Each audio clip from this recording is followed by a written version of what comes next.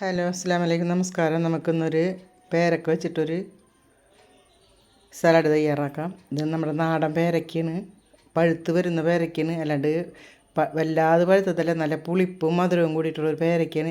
ഇങ്ങനെയുള്ളൊരു പേരക്ക എടുക്കാൻ ശ്രമിക്കുക. അപ്പം രണ്ട് ഭാഗം മുറിച്ചതിന് ശേഷം ഇത് നമുക്ക് കനം കുറച്ച് ഇതുപോലെ വട്ടത്തിൽ അരിഞ്ഞു കൊടുക്കാം. അപ്പോൾ ഞാനിതിൽ ആപ്പിൾ വിനീഗറാണ് ചേർത്തുന്നത്. ഞങ്ങൾക്കൊരു വൈദ്യം പറഞ്ഞു തന്നൊരു മരുന്നാണ് ആപ്പിൾ വിനീഗർ, ഒരു സലാഡ് ഉണ്ടാക്കി കഴിക്കാനായിട്ട്. അപ്പോൾ അപ്പോൾ നമുക്ക് ലിവർ സിറോസിസ് നല്ലതാണ് ഈ ആപ്പിൾ വിനെഗർ. അത് ഞാൻ പേരക്കെല്ലാം ചെത്തിയെടുത്തിട്ടുണ്ട്. ഇതിലേക്ക് ഞാൻ ഇട്ട് കൊടുക്കുന്നുണ്ട്.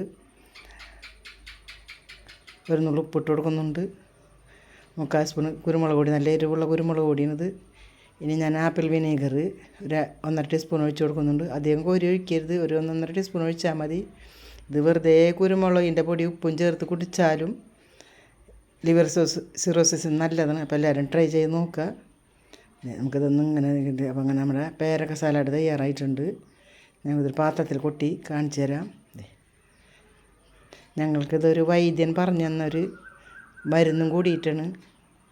അങ്ങനെ നമ്മുടെ നല്ലൊരു സലാഡ് തയ്യാറായിട്ടുണ്ട്.